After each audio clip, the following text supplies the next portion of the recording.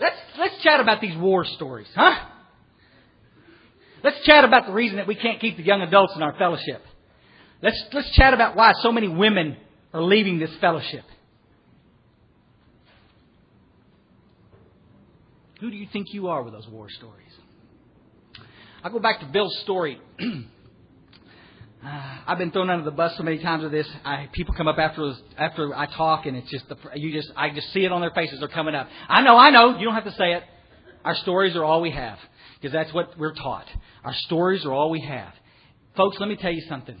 I didn't fly all this way up here, 12 hours in an airport yesterday, so I could come up here and share a stupid war story with you. Now, I'm going to tell you something. I ate out of dumpsters in Houston, Texas, and I've done some stuff on the street that I wouldn't talk about in mixed company. I've done some crazy, stupid things. You with me? But I'm not up here to talk to you about that. I'm up here to talk to you about my life today in sobriety and how absolutely as cool it is to wake up and have that obsession gone. And if we have more people pulling people with the vision of that stuff, instead of trying to scare some moron into these rooms, we would have success rates where we had them before. Let me tell you what the difference is, where all of y'all want to take this and run with it. Because, of course, I have some stories.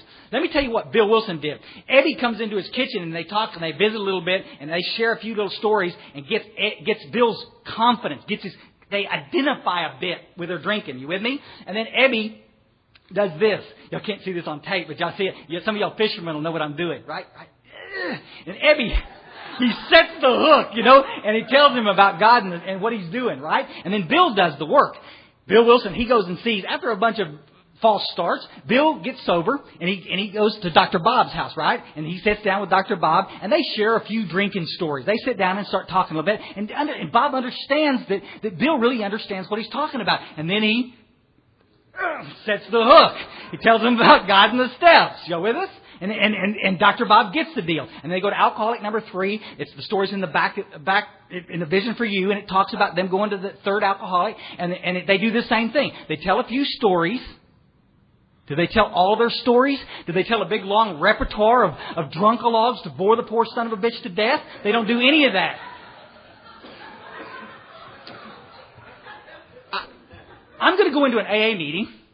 And Randy's going to be in there. And she's not in a good place, and she's irritable, restless, and discontent.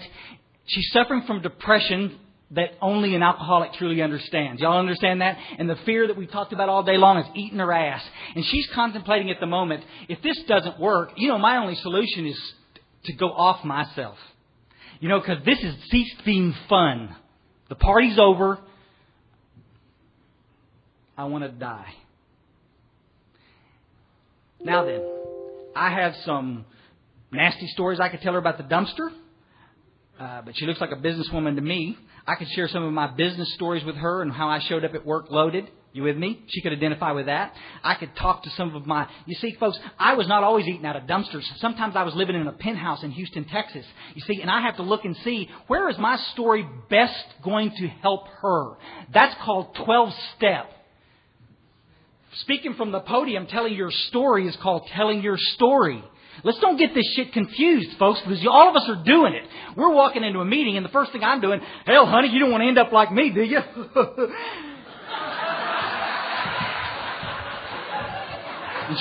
and she backs up a little bit. Let me tell you about eating out of dumpsters. She backs up a little bit more. And before about 2 minutes has gone on, I have separated myself from her completely because I have a message of hope for her, but I'm not going to get a chance to tell her because we've already separated each other with the stupid war stories. I need to tell you a little bit about what's inside, folks. I need to talk about the spiritual malady that Mark and Dave have been talking about all weekend. I need to talk to you about this feeling of emptiness and the boredom and the depression and the anxiety and the gut-wrenching fear that we live with on a daily basis. And I'm going to tell you something. She'll relate. And I don't have to give her any stupid war stories. She'll relate to that. And then I can set the hook and tell her exactly what she needs to do to come out the other side smelling like a rose. It's called Work the 12 Steps. Not any way you want it. Exactly the way the book outlined. Is she going to do it exactly the way I did it? No. She'll put her own twist on it. Guys, I'm down with that. But she will work the steps. And as a result of working the steps, she will get the absolute, guaranteed spiritual experience. We got too many people standing around this fellowship who have never had a spiritual experience talking like gurus from the podium. We got way too many people in meetings sharing their damned opinions with a newcomer. We don't have enough people standing for what this needs to be about, which is truth. We need some people that are going to stand and listen to somebody. Listen, folks, if you tell an alcoholic, and I'm going to, this one time, I realize this is an AA, but if I know we got some crack addicts in here, we got some cocaine addicts in here, I'm going to tell you straight. If you ask a cocaine addict or somebody who is truly an alcoholic to wait a year before they get active in this fellowship, they're dead. And what's the truth with my bullshit when I'm standing in front of a newcomer telling them to take their time to work the steps? We'll get on that next week. What's the truth? The truth is I don't want them to take their time so they can do it thoroughly. The truth is this. I don't have time to mess with them because I'm too busy with my own stuff. Isn't that the truth? I dust them off. In 1987, after that suicide attempt, folks, I'm going to tell you something. I was so done with living, it wasn't even funny. Antidepressants I'd taken all my life had stopped working. And guys, the paranoia was gut-wrenching. And I was starving to death because I was too afraid to even go in the store and buy food. And I had no money. And it was right before Christmas, and here it was again. I had no money for gifts, and I had plenty of love around me, a lot of family that loved me, but my life was in the toilet. And I'd wake up in the morning and say, I'm not going to drink, and I'm not going to do any drugs, and by that night, I'd be doing it again. I didn't know exactly how to get around this, but I've always had somebody to blame. And at the last resort, after that suicide attempt, I landed back in a room full of alcoholics who were all carrying big books. Guys, I cannot tell you how many times I travel. I travel hundreds of times a year. Folks, I'm going to tell you, little groups, big groups, wherever it is, and you walk in the room and you look around. Oh, excuse me, you got a big book on you? A big book? Oh, no, they sell those back up at Central Service Office. It's like walking into an emergency room. It's like, anybody got any medicine in here? But it's all locked up in the fucking storeroom back over here. Guys, we have one message. It's the big book. It's the 164 pages. It's the 12 steps. That's the message. And guys, if you haven't worked the steps, I hear Mark, my sponsor, he talks about all that. How do you know what you don't know? If you've never worked the steps and you've never had a spiritual experience and you've never felt that pain and that weight that you've been carrying for years miraculously lifted off of you because you got off your ass and finally made that amends, finally got connected in that fourth and fifth step and doing the stuff. If you've never sat in a room, walked in unexpectedly and caught one of your sponsees, one of the guys that you've been sponsoring, sitting over in the corner, and he's got a big book open, and he's eating some guy's ass, telling him about God and the steps, and he's up to his butt in it, and it becomes so clear how this all goes around, and how the message was carried to me, and how I carried it to him, and now he's carrying it to somebody. But you see, if you've never experienced that, then how would you understand my passion? Don't expect you to.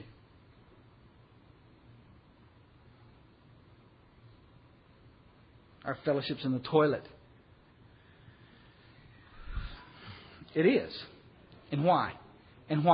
Because we've walked on eggshells. We're so afraid of hurting somebody's sensitive little feelings. I've said this on every tape I've ever done, folks. A nice lady like Randy comes in here and she needs help. But you're having a bad day, so go ahead and share with the group. And we'll listen to you for an hour, piss and moan about your chicken shit day. And then she'll sit right here and quietly get up and leave, pick her coffee cup up, go drop it in the trash, walk out the back door, and die.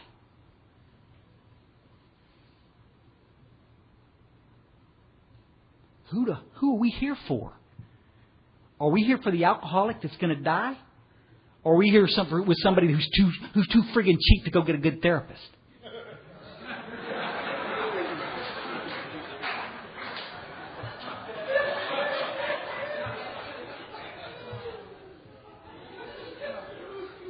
Start the car, Jeannie.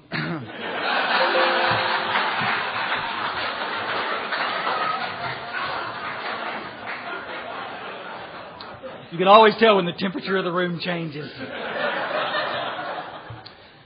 I'm already in this far, and I love every one of you guys. I'm going to read something here and get out of here. I need to tell you real quick before I do. I honor and respect every one of you. But I'm going to say this point blank to you and anybody else. It's right straight to your face. It is not your fucking right It is not your right to ever come into a meeting and use it as a therapy session. Guys, we have a world full of great therapists. And I'm going to tell you, most of these cats work on a sliding scale. To think that AA is there for every little problem that you have. If you're working through some deep issue or a relationship problem or,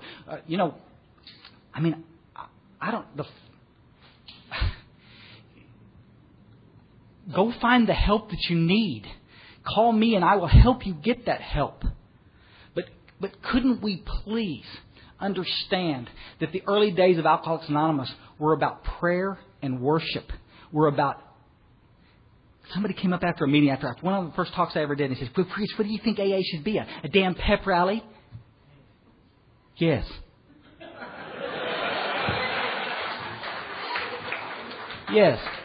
Yes, we should be a room full of spiritual mentors. Everybody should be in here with one eye glued on me and the other on the door for the newcomer walking in the door. My very life depends on working with that newcomer. It is not here so you can work through your chicken shit little problem. I'm going to tell you guys, if I knew the answer, we'd help you. But I'm going to tell you, I don't know the answer what you need to do in your relationship. I don't even know what to do with mine. What am I going to do talking to you? But it's the truth. I don't know what you need to do with your job. You need to move to Texas? Perhaps, perhaps not. I don't know. But I'm going to tell you something, folks. God does know. The whole purpose of working the steps is so that we can get connected to God. And that's what we have to do with a newcomer. We don't have a year to wait for you to get connected. We need your help now. We don't have enough people carrying the message. We've got a lot of people in the fellowship talking shit and spouting one-liners, but we don't have enough people to carry the message of hope to the newcomer. What's happening in our service structure today? I got to tell you straight. Box 459 a couple of years ago, last year they did this big deal. It was a great article. I can't believe that they actually printed it. Intergroup. They did interviews with different intergroups around the country, around the world, and they did one from Japan and they did one from New York. And a cat from New York said, the most frustrating thing about working intergroup is to find somebody to go do a 12-step call. He said, sometimes we got to call. This is a quote. I was going to bring it to read it, but I couldn't find it. He said, sometimes we have to call as many as 20 people in a row just to get one person to go do a 12-step call. And you wonder why the fellowship's in the toilet. You wonder why we give out desire chips like it was like candy. And why everybody wants to talk about relapse being so acceptable in this fellowship. Listen, folks, relapse is not acceptable. A lot of people go die around a relapse. It's not acceptable. The book says if you'll go work with others, you won't relapse. Only prerequisite to go work with others is to have worked the steps and have a message to carry. We haven't got time for you to sit on your ass and get comfortable while we wait patiently for you to come help us in the trenches. We did a service workshop up in Ingram where I go to meetings, and we have a little clubhouse called the Outpost. How country is that crap? But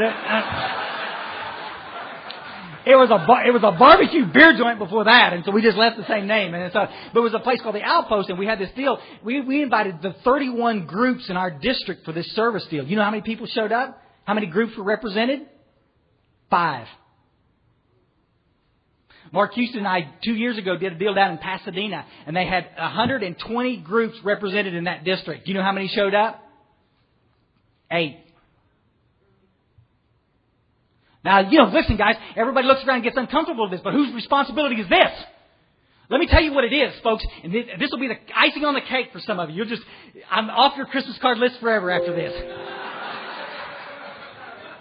Let me tell you what it is. It's just exactly what I've heard my sponsor say 1,000 times. It's called piss poor sponsorship. Every problem that we have out there is I look the other way. You think it's okay for you to come into a meeting and not share and not participate and not do anything, but you're at least I'm sober today. Big deal. Big deal. Come on. We need your help. You think it's okay for you not to participate in group service stuff? It's not okay. We need everybody on the firing line if we're going to turn this around. I'm going to tell you something, folks. Everybody wants to spend, including me, spends a lot of time in AA and NA, all the fellowships, bad-mouthing treatment centers. It's my prayer that we put all the treatment centers out of business. Because I'm going to tell you this right off the bat, folks. If AA was doing what they were supposed to do, most of the treatment centers would be out of business anyway. All we would have is a bunch of detox facilities. But you see, they can't get it in AA anymore because we're too busy talking about your chicken shit problems. We got the message, but nobody wants to talk about it. And if that offends you, I don't know what else. I don't know what to say. Look at the statistics yourself and see what it's about. I'll say this and get.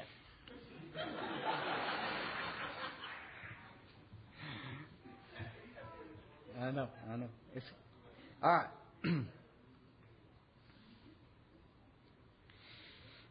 Guys, on a chapter called We Agnostics, this is a chapter I skipped for a long time because I wasn't an agnostic. I believed in God.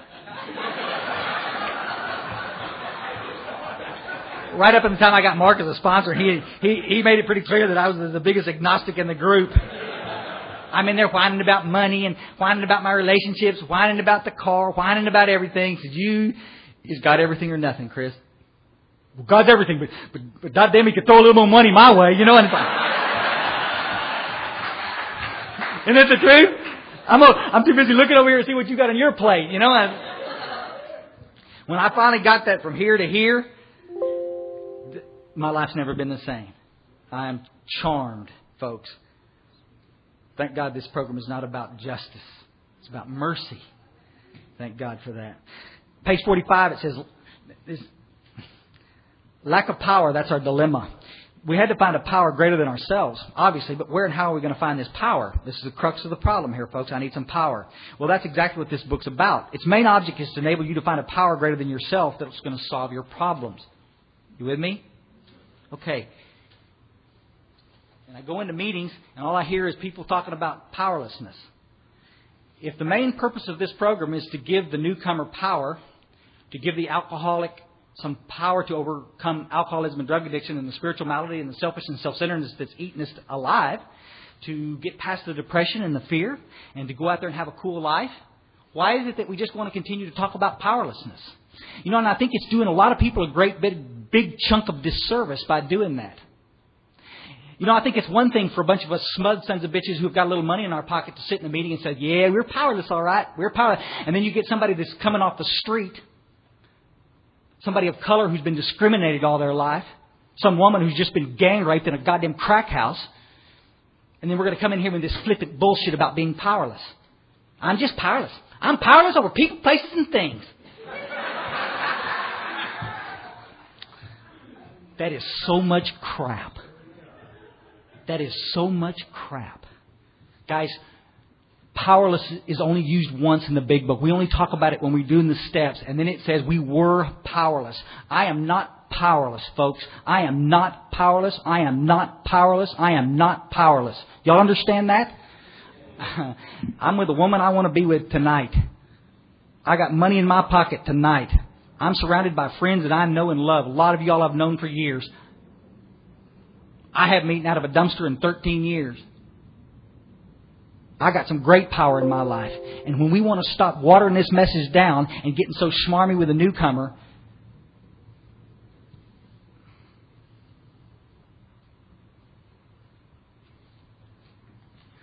in the back of the book, I usually try to stay out of there, but there's some great stuff back there. But the basic text is on the front.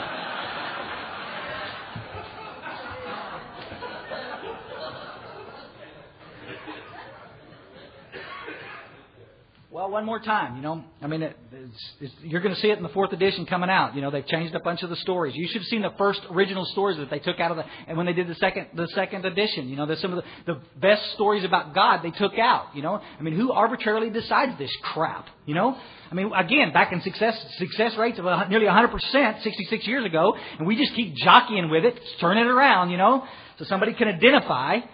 I mean, what is this deal about identification? We just got to get people off their butt and do the work. I mean, I don't understand. Jesus, unbelievable. Here. Let me give you this so I can get out of here. Here's what it says. This is in a great story. It's called Me, an Alcoholic. This is pretty good. This guy goes to this doctor, right? And the guy can't get sober, and finally he gets down to the doctor, a lot like Ebby did with Carl Jung. He says, he gets down to brass tacks, and the doctor finally says, then why in God's name haven't you told me during all these years? He just told him that he was an alcoholic. He said 2 reasons. He's talking to the drunks. He said, first, I couldn't be sure. The line between a heavy drinker and an alcoholic is not always clear. Amen. It wasn't until just lately that in your case I could draw it. Second, you wouldn't have believed me anyhow. Okay? I had to admit to myself that he was right. Only through being beaten down by my own misery could I have ever accepted the term alcoholic as applied to myself. Now, however, I fully accepted it.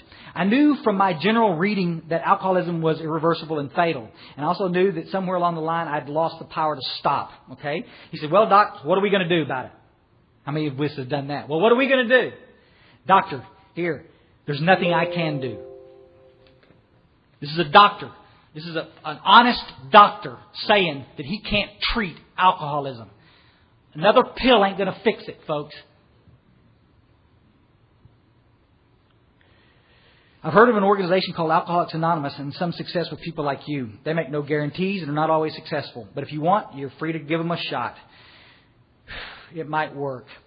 Many times in the intervening years, I have thanked God for that man. A man who had the courage to admit failure. A man who had the humility to confess that all of his hard-won learning of his profession could not turn up the answer. I looked up an AA meeting and went there alone.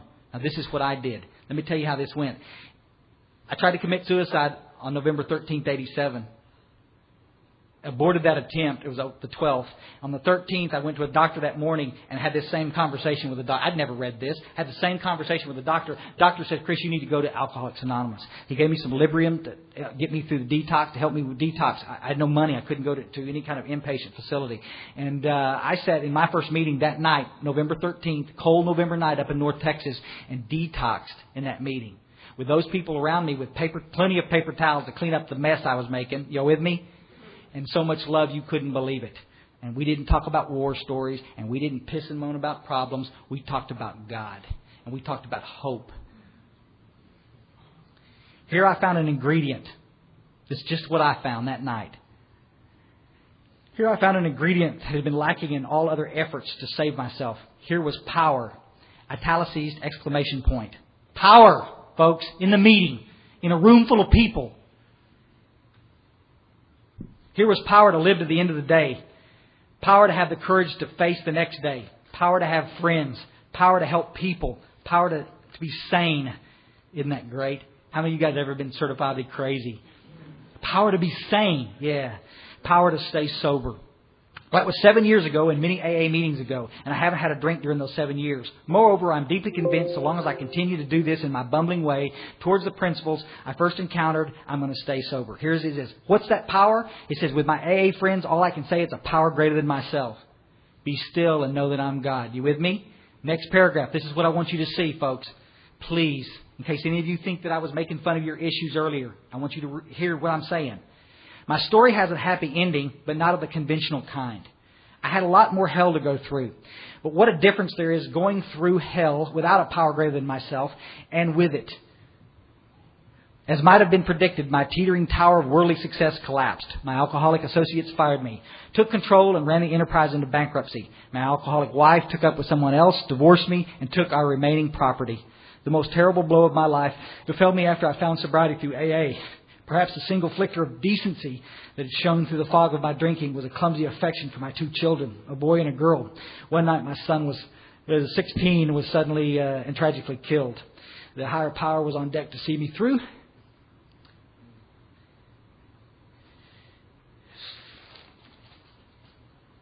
And I think he's okay there with my son too. And that's what he's talking about. And I haven't lost a son. But I sit in these meetings and I listen to what y'all have been through. And I know life's not perfect. And everything just didn't come up rosy because you got sober. Life's a bitch. Life's tough. On a given day, it can just go to hell in a handbasket, folks. And that's why I'm so passionate. And that's why this thing is so important, a message to not dilute. Anybody can stay sober when life is good. But what are you going to do when the ill winds turn towards you? What are you going to do when she leaves or when the job goes or the health goes? What are you going to do when things don't go exactly your way? Lack of power is the dilemma. I can't keep it together myself. I need to turn to all things to the Father of light. Isn't that what the book says? And you can't do it alone. And the fellowship is not going to do it for you. You can sit in these meetings until the cows come home and nothing's going to change. That's why we have these rooms so unevenly divided with people who have had a spiritual experience and who are people who are just staying sober one stupid day at a time. We've got to get to this place where we understand that God's grace is there for everybody, but the book says a price has got to be paid. We talked about doing a 4th step this afternoon, a 5th step, and sitting down and making amends in this prayer and meditation life. Guys, all of this takes effort. Don't y'all understand that? And most of the people won't take that effort. But when they don't and they relapse, just like we see thousands of people from my hospital do, let's don't look the other way and just pretend that nothing happened. I heard some son of a bitch in a meeting in San Antonio last week say, well, it just wasn't their time. What arrogance. Who are we to say when it's your time to get sober? Let me tell you something, folks. In 1980, I needed to get sober. I wanted to get sober. I had to get sober. And I didn't get sober for 7 more years because nobody ever slowed down and said, buddy, easy. Let's start these work. Let's do this work. Let's work these steps in a few days, in a few weeks. Let's allow you to have a spiritual experience so that the obsession to use will leave you and you can get well. They finally cared enough about me and my relationship with God than they did my sensitive little feelings. Somebody finally stopped walking on eggshells around Chris Raymer. And they said, buddy, do you want this or not? It wasn't placed to me as a suggestion. We're not a social organization offering you membership in the fellowship of love. I got to puke. Folks, let me paint a clearer picture for you. This is what they call the last house on the block. This is the only solution for alcoholism and drug addiction that we know. And shame on us if we who have the answer is not out there kicking butt, taking names. 2 weeks after I walked into that fellowship, folks, I got out of my truck after a Friday night meeting. 2 weeks to the day, I got out of my truck after a 6 o'clock meeting. It was just like this outside. It's just overcast just like this. And I got out of my truck, and I'm going to tell you something, folks. Everything had shifted in my life. All the anger and hate that I brought into that meeting 2 weeks ago had gone. All the fear, the depression, you with me? Guys, I'm in a 4th step. I'm in the 4th column of my 4th step where I get to start seeing that I set the ball in motion. That I wasn't a victim. I volunteered for every mission. Oh, pick me! I volunteered for all of that stuff. Because of my selfish and self-centeredness, I'd found the sickest women in the world to go out with, the most dead-end jobs. I'd put myself in all of these situations to be hurt, right? Steady blaming everybody because I can't catch a break. And I finally, that night, sat on the back of my truck and cried real dog tears. I'm telling you, I couldn't believe what had happened. And you know, as I'm sitting there trying to gain my composure, I realized that the obsession to use had been lifted from me. And I got liquor stores all around me. I got a drug dealer that lives in the same apartment complex. Folks, let me tell you something. I'm surrounded by quote-unquote triggers.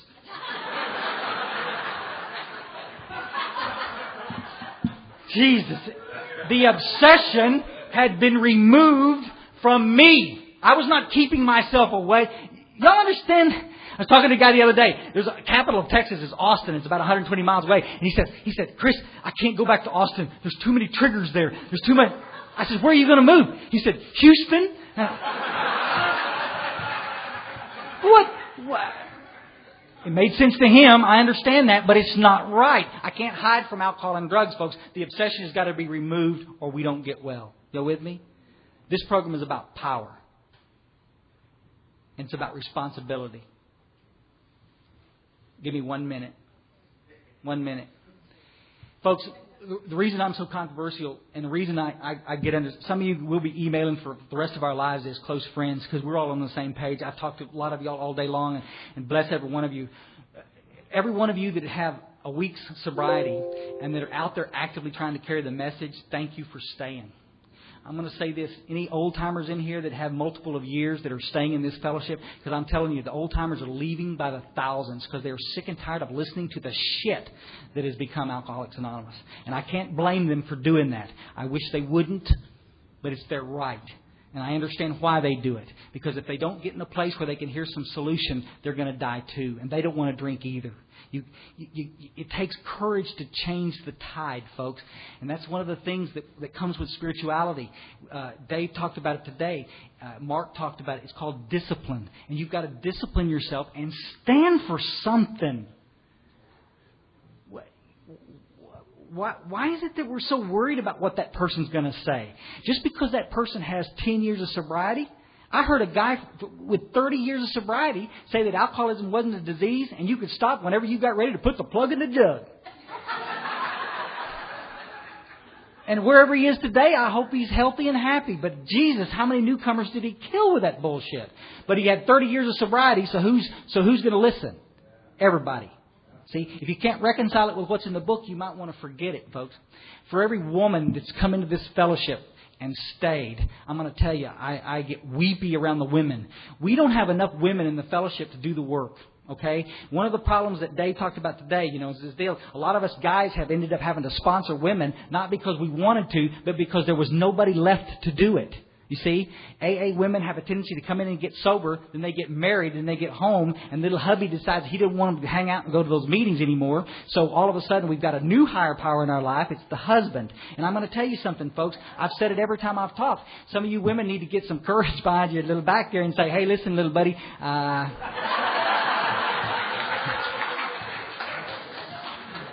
you don't like me giving back to this fellowship. You can get your little happy horse ass out of here.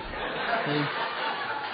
Because I serve one God. I serve one God. We all serve the same God. And I'm going to tell you something. We don't have enough help in the trenches to turn this tide. Everybody thinks the treatment centers are going to do it. Everybody thinks medicine's going to do it. We're going to do it. We're the only people that are going to do it. When your meeting goes down the toilet, stop it. Say, excuse me a minute, I'm not chairing this meeting, but it seems to me that we've gotten a little off the subject. Can we perhaps go back on the subject? You will not be popular. But you might save somebody's life. If somebody's monologuing in a meeting and we have a little bell at our meeting in the hill country at the outpost. We have a little bell, very nice little bell, nothing outrageous, But you've got 5 minutes to share your stuff. And in our preamble, it says we're not here as a dumping ground for your problems. If you don't want to talk about anything else that's not in the literature that we're covering tonight, you might want to be quiet. And you can talk for 5 minutes, and then we're going to get a little bell and ding it, and everybody has a good laugh, and then we go on to the next person. But nobody has to sit there and listen to some idiot pontificate in a meeting. Because you see, I may hear what I need to hear tonight from you, but I may not get a chance if the person over here doesn't shut up. See, I got 1 hour a day. We got 2 or 3 meetings a week that maybe we can go to. Folks, we can't live in AA. Don't expect you to. Let's make those meetings as powerful as possible. If you're going out of that meeting in worse shape than you came in, folks, I hear that all the time in AA. I never was in a meeting I didn't get something out of. You're a goddamn liar. I appreciate your spiritual connection, but I walked out of meetings suicidal. What the shit did we just listen to? You with me? At some point, we got to stop it and say, no, excuse me a minute. We're going to talk about guiding the steps. And after the meeting, let's go talk about that cool stuff that you need to talk about. Because the fellowship can help you with that problem too. But in the meeting, we're going to try to help somebody not drink today. Is that cool? I love every one of you. Thanks.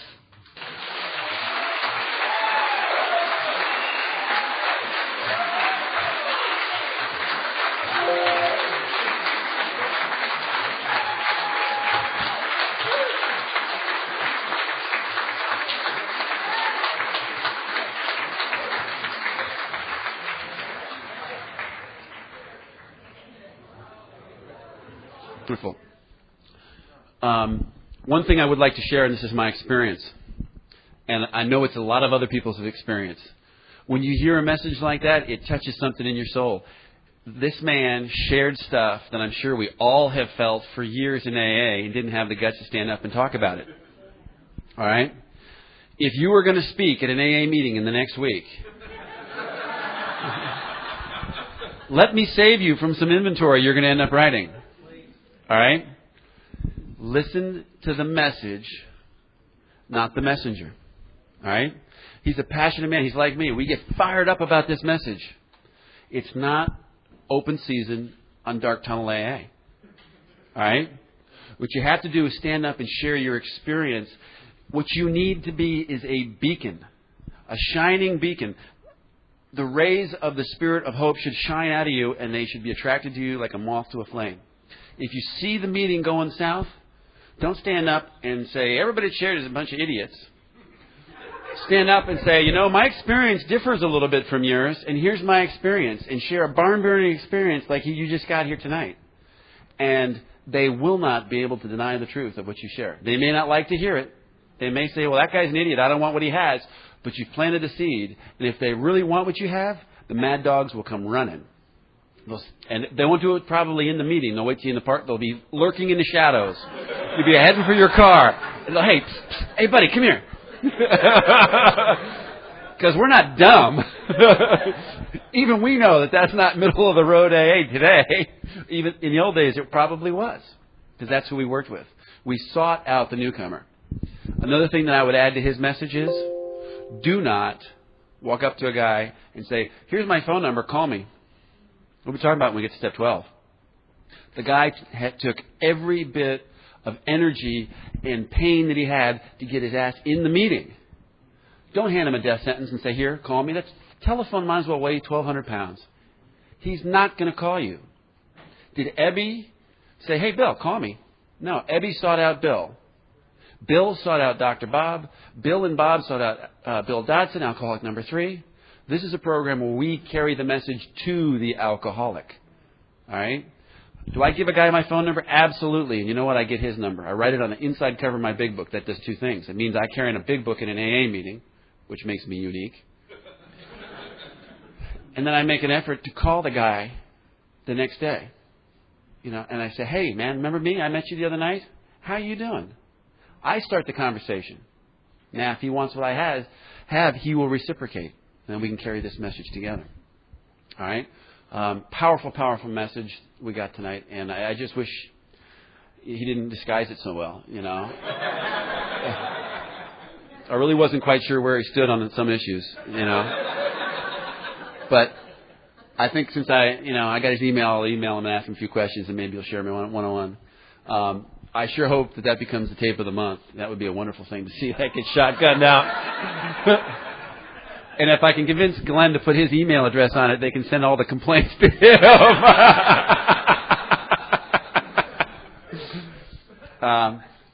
So what's the deal? The deal is questions. Bart, where is he? These are they? Any particular order, or grab them at random? Is that what the promise was? Okay. We'll start off. Let's see if these... it says, please read this. Thank you, and God bless. Today my spirit woke up due to the fact that I had a baby when I was 19 and gave her up for adoption 15 and a half years ago. I have wrote, talked, and prayed. Why am I not free? I am not resentful towards my baby. I am resentful towards the guy who raped me. I wanted to be free. How can I mend the hole in my heart? Well, boys, who wants to take this one? Want to touch this? On the next one, we'll come back. Come back to it? Yeah. Okay. That's a great one. That's a great one. No, wait. Wait for a second? Pray about it for a minute. Yeah. We're not trying to get out of it, whoever wrote that. No. One of the things you need to do with something that's that powerful, sit with it. It's like a fine wine. You sit with it for a while, and God will motivate you. Anybody. What do you think of no relationships in the first year, 13-steppers? How many sponsees is too many, and exactly what is selfishness? We have absolutely no idea about no relations in the first year because nobody ever does it. The Big Book is really clear on this one, at least from my perspective. We are not the arbiter of anybody's sex conduct. One way or another, they're going to have an experience. Good experience, bad experience. They're going to have an experience. The guys that come to me and they say, oh, I want to do this, I share my experience when I was doing 13-stepping in AA. And I let them know that it's one of the 3 times the Big Book says that you will drink. If you continue to harm people in the sexual arena, knowing full well you shouldn't. I got a half dozen sponsees that say, but I told her all I wanted was, sex, and she was okay with that. Delusion.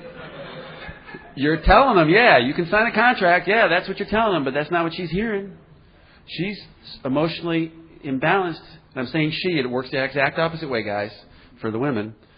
The receivee, let's call it that, the receivee isn't hearing that. In their mind, they're thinking, I can change him. To use Mark's line, once he tastes the water of the Nile, he won't go anywhere else to drink. And then all of a sudden you take a powder and now they got another excuse why A doesn't work. He took advantage of me. Here comes the victim. You guys want to comment on that? Yeah. Yours is hot. My own personal one. one of the things that was pointed out to me early on too.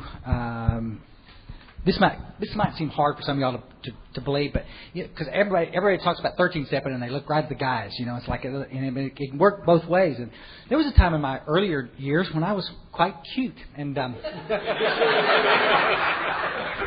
Humbly speaking. Geez, you don't have to be cute at all to get 13-step. But the bottom line, but somebody pointed out to me early on, and we hear it often enough.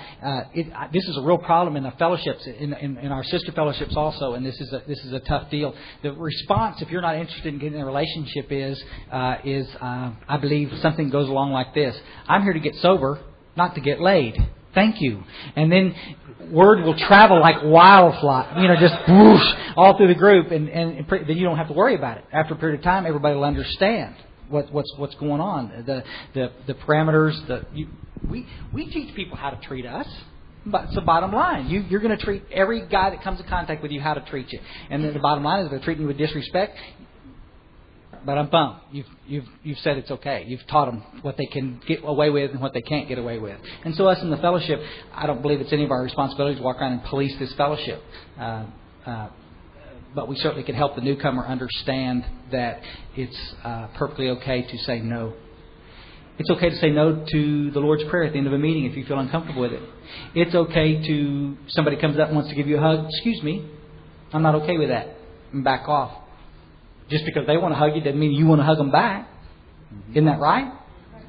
Some boundaries there, guys. Understand it. Everybody's not on the same page as we are. And you may be perfectly okay with it. The poor other person may not be okay with it. Well, that's what I got. My experience with that is the old timers, when I got sober, did police AA. My buddy Joe, his dad, he died with, 40 some odd years of sobriety, I think. When I showed up at a meeting, he took one look at me and could see me scouting the crowd. And he came walking up to me and he says, "Excuse me." He said, "I noticed that you're looking at the women in this meeting. We don't take kindly to that. And I may look like an old man to you, but I can get a bunch of these young bucks and we'll kick the shit out of you if we catch you messing with the women." I stopped going to that meeting. But you know what? I didn't kill any of the women that meeting either. And today I'm tremendously grateful, because I've had the opportunity to 12-step his son back into the rooms of AA, So what goes around comes around. That was a message of love. He didn't say it maliciously. He was calling me on my bull crap, Mark, how many sponsees is too many?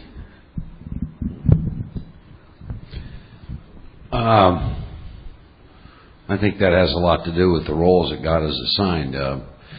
If you're sitting there and you have a family and you have a job and you have all those other kind of things, I think all those factors play into it. I have been single for quite some time, and in hindsight, pretty well have devoted my life to being of service in AA.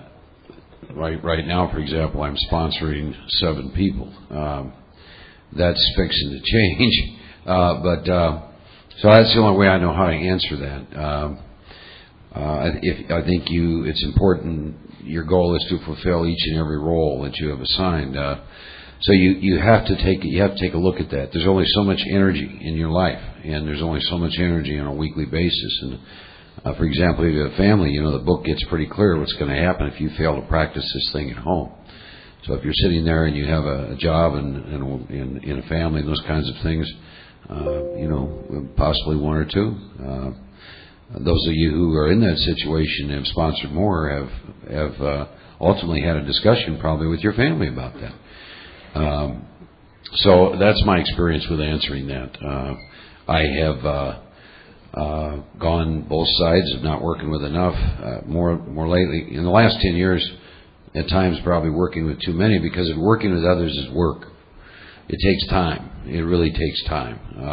So I guess that's the easiest way for me to answer that that question. See, that can be a trap too. Continually adding to it, and then what you're caught up in numbers, but you're not caught. See, I'm interested in the quality of the work. I'm not interested in the numbers of work. So, I think that gets down to how do you sponsor, and what are the other roles that you have in your life that are important to you. It also depends. What's your concept of a sponsor? What is a sponsor? Got to understand the history of where it came from. The Oxford Group days, it was a closed society. You couldn't go to just walk off the street to an Oxford Group meeting. They had basically a guard at the door. And he'd say, anybody know this guy? And somebody from the group would say, oh yeah, I know him. He's okay, let him in. He sponsored you into the fellowship, into the prayer meeting. All right? Then we wanted to do some 12-step work. Bill Wilson got in there and wanted to go out, so he started going to asylums and sanitariums. In order to get somebody released from a sanitarium, you had to sign on the dotted line that you were going to accept responsibility for them. You were going to make sure they had a place to stay if they didn't get back that night, that you're going to make sure they got fed and they didn't get in trouble. You sponsored them out of the sanitarium. And then the term became the first person that took you through the work, whether they stayed sober or whether they drank. To the day Bill Wilson died, Ebby Thatcher was his sponsor. Even though Ebby got drunk a number of occasions, he was still Bill Wilson's sponsor. We tend to confuse spiritual advisor with sponsorship. You know, Bill Wilson had a number of spiritual advisors. You know, he worked with Tebow, Father Dowling. I mean, he worked with a whole bunch of different people, but Ebby was always his sponsor. Ebby's the one who carried the original message to him that helped him have his awakened spirit. And then he added to it. So you'll hear everything under the sun about sponsorship. I mean, and in AA, the rumors are rampant. You know, just this month, somebody came up to me and said, hey, Dave, I heard you're sponsoring 300 guys. I went, oh, that's interesting. News to me. I'll work with just about anybody if I have the time. But they have to prove to me, what's the one thing I have when I'm on this physical journey that's left? A limited amount of time. Is my time worth this person's effort? I'm looking at their shoes. If they're saying, oh, I want to do a fifth step with you, and they're not doing any of the work, they can call me whatever they want. They can say I'm their sponsor, but it's in name only, if they're not doing the work with me. You know, I have other people that have another sponsor, but who won't take them through the work. And so they'll call me up when it's time to hear a fifth step. And I'll sit in and I'll hear the fifth step. Does that make me their sponsor? I don't think so. You know, the guys that I actually work with on a regular basis, there's probably 6 or 7, and they kind of ebb and flow. Most of them are double-digit sobriety, so it's not like I'm getting called every day or even once a week sometimes, you know. I hear from them periodically, good stuff and bad. They'll just call me when they have a problem. So it varies as to how willing they are. If they're willing and they're showing an effort, it's a spiritual law. I don't have any choice. I must care for them. If they don't care about their sobriety, it's a spiritual law that I can't. AA is for people that want it, not for people that need it. I cannot want their sobriety more than they do, because then I get sucked in. And by the way, if you're going to be a sponsor, you damn well better have Al-Anon. This program originally, for the first 13 years, it was one program. There was no AA and Al-Anon. And then the newcomers got upset because the wives were telling them what to do because they didn't treat them like they were equals, so they kicked the Al-Anons out. It was a family program. If you showed up at Dr. Bob's house without your wife and kids, he'd look at you straight in the eye and say, where's your family? And if you said, well, they're at home, he'd say, you bring them next week or I'll go get them myself. Family program, family disease, and we're all in the same sinking life raft. We need to help carry this deal with each other. So as a sponsor, I'll get suckered into their drama unless I have some Al-Anon tools. And what if I go do a 12-step call and all of a sudden in the middle of a 12-step call, the guy says he doesn't want it, yet there's a crying wife in the kitchen. Do I walk out the door and say, have a nice life, call me when he gets worse? No, I have to have some Al-Anon contacts so I can lead her to Al-Anon, because that's what the book says. I believe what the 12 steps used to be written as. Our 12th step changed. But wait a minute, there's no changes to the big book, right? Guess what? 3 or 4 of the original 12 steps have been rewritten in the big book. The 12th step used to say, we carry this message to others, especially alcoholics. So if you walk in and the alcoholic doesn't want it, you got a responsibility to carry this message to the Al-Anon. Same 12 steps. And the Al-Anons, they're so friggin' insane because the big book isn't conference approved by Al-Anon. They're saying you can't use the big book in an Al-Anon meeting. Yet if you read the Al-Anon traditions, guess what it says? Al-Anon practices 12 steps of Alcoholics Anonymous. Where are the 12 steps of Alcoholics Anonymous located? The big book. So the Al-Anons are out there killing Al-Anons now because of the same half-assed crap that Chris was talking about. They picked it up from us. You know, because they got resentments against alcoholics. Because we all say, oh, they're the sisters of perpetual vengeance. Worst thing that ever happened to me was my wife got into Al-Anon. The best thing that ever happened to me, personally, was my wife got into Al-Anon. She's a black belt in Al-Anon, and thank God, because she may be the last person that sees me before I go to the liquor store. You heard me share about it already. Nobody else may be telling me I'm in deep shit. And she may look at me and say, honey, I think you should call your sponsor and run. And that may be enough to say, whoa, maybe I should call. Well, all right, I'll call him on the way to the liquor store. You know, that may be what saves my life. How did I get off on that tangent? It's Chris's fault. That's it. Exactly what is selfishness? Well, the definition, I'm mainly concerned with my own well-being. Next question.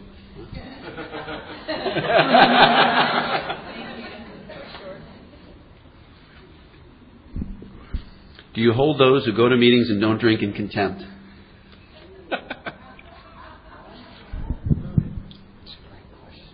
You want to take that one, Chris? No, not at all. Not as long as they keep their mouth shut.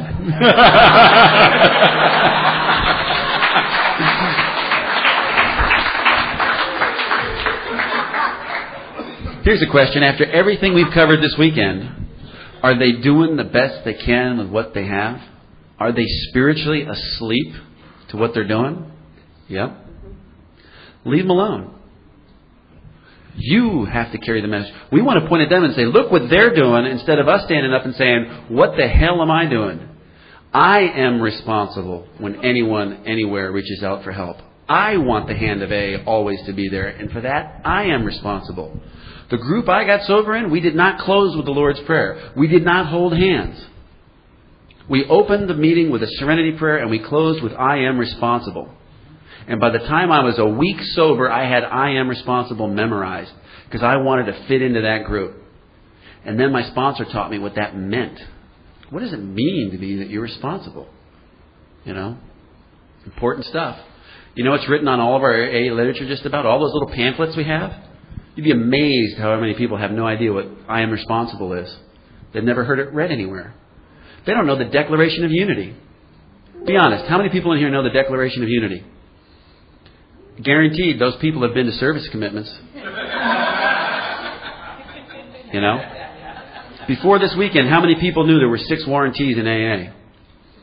Look at the same exact hands. Service people. You know? How many people ever heard that there were 12 concepts before here? Ah, there we go. Well, if you knew there were 12 concepts, why didn't you know there were 6 warranties? Because you never read the concepts. Yes, that was a trap. Enough said on that, you know. I'm jealous and envious of those people. I wish I could do that and have a happy life.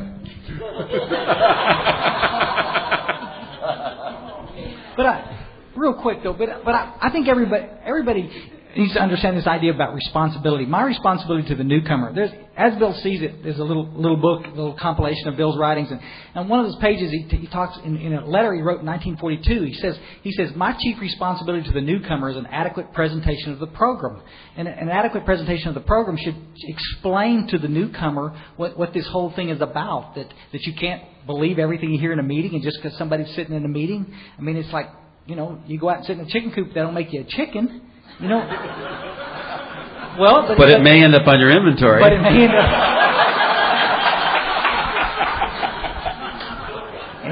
and have. If you're from Ingram, some of you guys that think that a drug is a drug is a drug and it's all the same, you need to sit down and do a fist step with an alcoholic, and then the very next day do a fist step with a crack addict.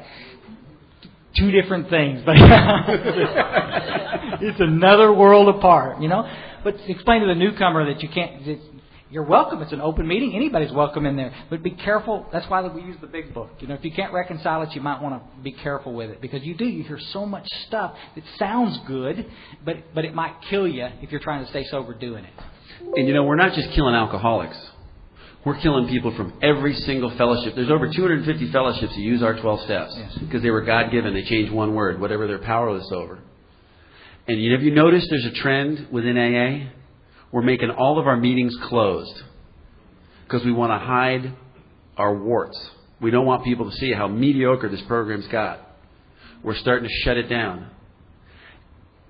A lot of times, OAs, NAs, they're not hearing the message there, and they're saying, well, where did this stuff come from? It's an ancient parable. You know, if you want to go study, you want to get the information that the Master has, study what the Master studied. So they're coming to the source, to Alcoholics Anonymous, and we say, sorry, you don't have a desire to stop drinking. Have a nice day. What are we afraid of? Do we need closed meetings? By all means. But not as many. If you notice the book, they're changing, at least in my area.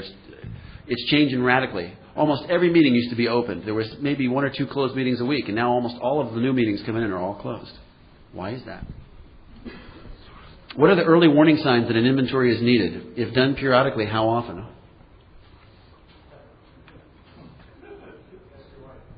Well, if you're doing yeah, that's the best answer. Somebody said ask your wife. Ask the people closest to you. An evening review ought to be some indication. If you're working with meditation, a lot of chatter in your mind could be another.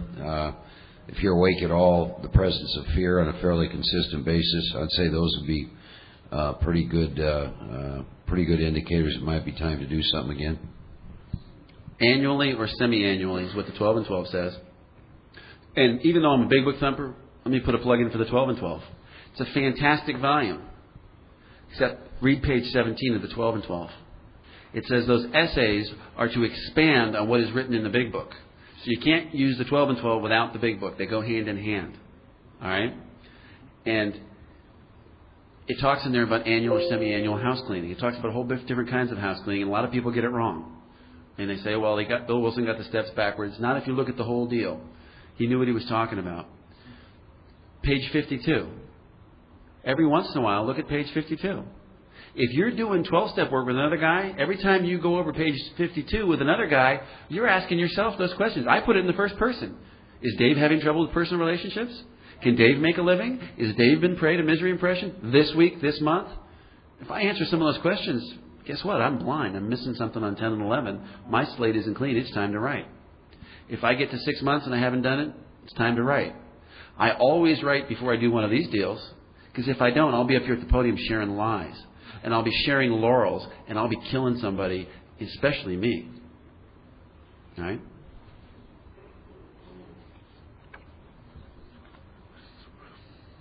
Are you using the 12 traditions and 12 concepts in your life? If so, would be interested in hearing some examples. I feel like I'll keep talking. You guys want to take a shot at this one? It's an essay question, for guys. It is an essay question. If you're going through life relatively happy, finding moments of contentment, you find some joy, your creative juices are flowing, you're excited about your day, you're working the step, you're doing the deal. As an alcoholic suffering from a spiritual malady, drunk or sober, folks, just say we're sober or dry, not drinking. If you're not doing the things, you're heading for the toilet. Check inward. You know, some of you got the little issue man buttons. You know, check inward, because that's where it's at. It'll eventually affect everything on the outside, but inwardly, when you're driving to work, listening to the radio, where's your head? You know, we talked a lot this weekend about being awake. Are you awake to the moment? Are you enjoying the day? If you are, folks, you're working the steps, folks. You're spiritually connected. Otherwise, you're going down the toilet. And you know what that's like. Most of us in this room have had periods where we weren't drinking today, but we weren't happy, joyous, and free.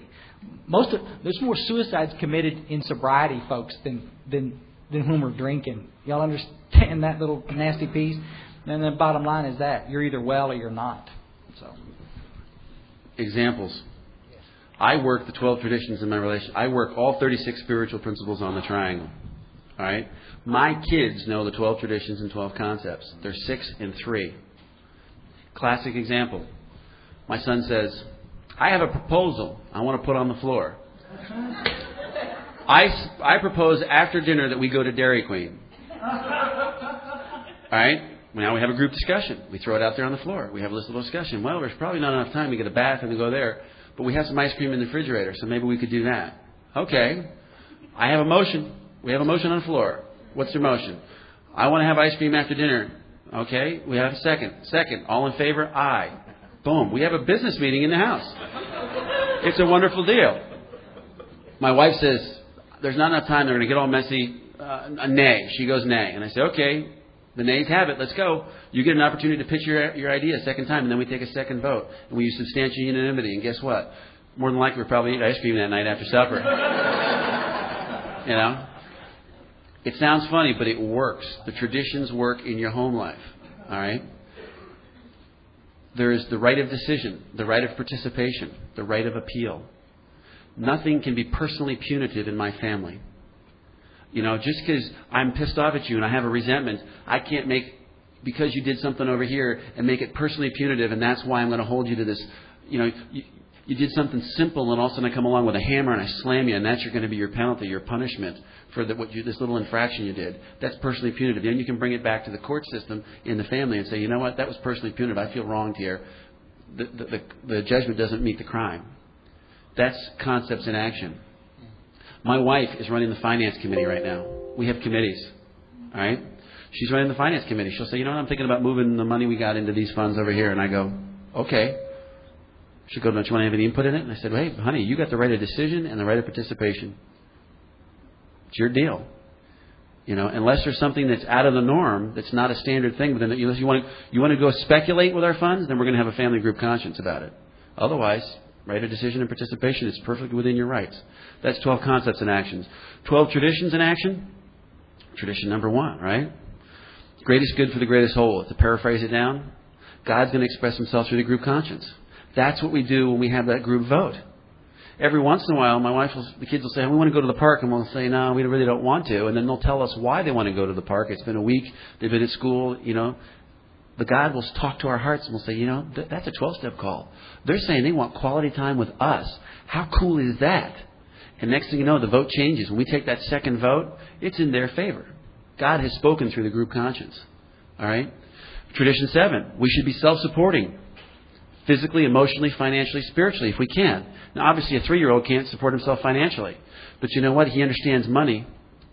You know, he gets $1 from the tooth fairy or something. He understands that some of that's going to go into savings and some of that's going to be spent for whatever, buying toys, whatever it is that he wants. Teaching him fiscal responsibility. You know, at that level. He needs to be self-supporting. Emotionally, he can't come running to us all the time for everything. He understood the coolest, absolute coolest the other day. The closet door is open. Just a crack, skinny little closet.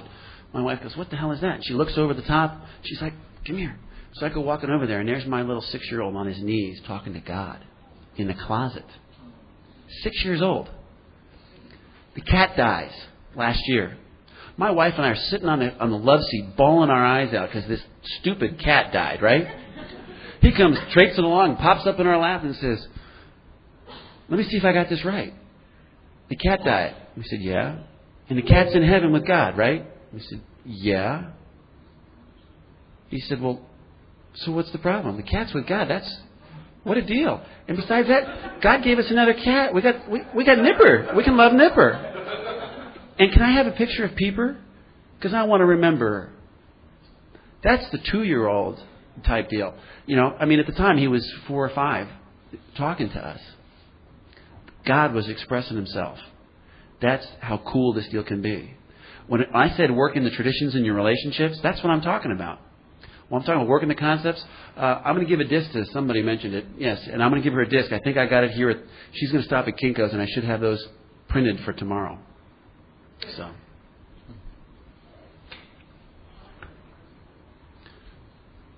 do I put myself on the 8-step list? If so, why? I think we talked about that already today. Yeah, you put yourself on the 8-step list because you harmed yourself. And how do you fix the harm? 4, 5, 6, 7, 8, 9, 10, 11, 12. Be true to yourself. To thine own self be true, right? Do the best you can with what you got. One of the greatest gifts I gave myself was cleaning up the wreckage of my past.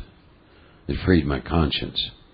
And it opened my heart up, and then I gave pieces of other people's hearts that I had taken back to them. So that's my experience with that question. What do I do when you're a real alcoholic and not an addict, and an addict asks you for help, but there are no addicts around doing the steps out of the big book? We already heard my take on that. Original 12th step. Carry the message and lead them to another addict. Yeah, my experience is the same way. Don't leave them blowing in the wind, but get to work with them and ask God to guide so you can send them somewhere, because it's identification. And real quickly, I'll tell you this. Two men who I had taken through the steps who were addict and not alcoholic, wonderful men. One of them, they both died 3 years ago of drug overdoses, and one time one of them had 12 years, one had 7, and one died of a drug overdose of heroin. And their whole deal, once I had taken them through the steps, it was very clear they were not alcoholics. And they gave that standard deal of, well, they don't have recovery in NA, blah, blah, blah, blah, blah. All the reasons why they're not going to go to the fellowship that they belong. So basically what I said to them, and I said, well, so let me make sure I understand this. A manner of living which demands rigorous honesty. In every meeting of Alcoholics Anonymous, the first thing out of your mouth is going to be a lie. And, can you live with that? And you need to be working with your people. And, because, the big book's very clear. This thing starts with identification, one alcoholic with another alcoholic. And those two men, I believe, are dead today because they wouldn't go to the fellowship that spoke the language that they spoke, identification. I can't tell you how many times I've seen this. So when I'm helping someone in that area to find their truth, if I find out that they're not we find out experientially that they're not an alcoholic but an addict, then my deal is you go to CA or NA. So that's my experience with that. Anybody who thinks that the alcoholic addict is the same, I invite you to come to an AA convention and then go to a CA convention, and they are not the same. It's not the same animal. Now, there are some, like myself, who are both. But find out your truth. The manner of living which demands rigorous honesty cannot be based on a lie, a fundamental lie. All you're going to do is get sicker. Find out your truth. Go to the fellowship that speaks to what your step 1 experience is, and then watch what happens to you. About 6 months ago, guys at my kitchen table, I'm going through the step 1 wrap-up questions, and he's getting them all wrong. He's been in AA for years. And finally I stopped him and I said, when the hell do you drink? He says, well, to be honest with you, I drink after I've been out screwing around. He says, I can't stop having affairs in the whole 9 yards. Turns out the guy's a sex addict, hiding out in AA because somebody told him he was an alcoholic. He qualified in no way for Alcoholics Anonymous. I didn't drop him. I took him through the 12 steps, carried the message to others. How do we keep our memory green? It's not by telling drunken logs at the podium. Hopefully you've heard that. We keep our memory green by looking into somebody else's eyes, and you're smelling the puke on their breath, and there's puke on your shoes, and you're seeing the pain, and the guy's holding onto the table, and he's shaken to death right in front of you. And you remember when that was you. That's how you keep your memory green. What does it say in the second step? Just commence spiritual growth. Leave aside the drink question. So once we get past step 1, the very first instruction we get in step 2 is put aside the drink question. Now we're talking about God. I can take that guy all the way through the 12 steps until he gets to working with others, and then I have to send him to his people. And if you're AA and alcoholic, the guys, and from my experience that I see get picked off, the dually addicted, let's say I'm working with Mark. He's working with lots of alcoholics and he's not working with any cocaine addicts, and that's part of his truth. Guess which one he's going to slip on? His memory's going to be real green with the alcoholic, and the cocaine's going to come up and bite him in the butt. I've seen it happen over and over and over and over and over again. Whatever your truth is, and I don't care what it is. I've taken OAs, SAs, gamblers, Al-Anons. I've taken them soup to nuts through the 12 steps, and they've had spiritual awakenings, and I send them off to their people, because that's where you need to do your 12-step work. Is whatever your truth is in step 1 connects to step 12. The steps are circular, not linear. Real quick, this idea, and I think we've hit on it, we won't belabor it, but you can't give away what you don't have. If you've got no experience in a particular drug, to stand up there and, How arrogant of us, you know? I mean, we got pill addicts dying everywhere because nobody understands the pill addict. Nobody understands the pill addict like another pill addict. That's why we have all these 12-step groups. Nobody understands another That's why Cocaine Anonymous 19 years ago came about. It wasn't that AA wasn't doing the job. It's just they couldn't relate to the cocaine addict. It's different. We had a question initially that started earlier with this nice lady. I'm sure we'll end up going back to it. That talked about this tragedy with the rape. What's going to take place in this woman who this happened to, I can assure you, the miracle will not happen because she sat down across the table from some hairy-legged man. It will be that she sat down across the table from some woman who had survived that tragedy and was able to walk her from point A to point B because she'd had that experience. There's a world of difference between knowledge about something and experience about something. And Mark talks a lot of that to me. Don't try. It's like I hear people trying to say, "Oh, I sympathize with your, you know, I understand what it's like to be a black man." You know, what are you, nuts? What are you, new? I don't have a clue what it's like. I don't have a clue what it's like to be a woman. I don't like a clue what it's like to be molested. I can sit here and be empathetic and try to help you, but if I've never had any experience, my arrogance better be out of the way, and my ego better be out of the way, and I better direct you to somebody. You know, when it came time for me to learn how to work a computer, as much as I hated to do this, it was my then 10-year-old son that told me how to work a computer, to turn it on. Now listen, guys, I didn't want to go to that little guy. I'm going to tell you that for a fact. It was torture to finally say, "Come on, let's get this over with, you know. Be gentle with me." And he led me through this. But I've been reading the manuals, folks, and I've been talking to a lot of people. But this little kid knew how to turn it on, and he knew how to make it run, and he showed me how to do it. Y'all with us? If you haven't got any experience, you need to keep your yap shut. Truly. We're going to flip, and then we'll jump right back.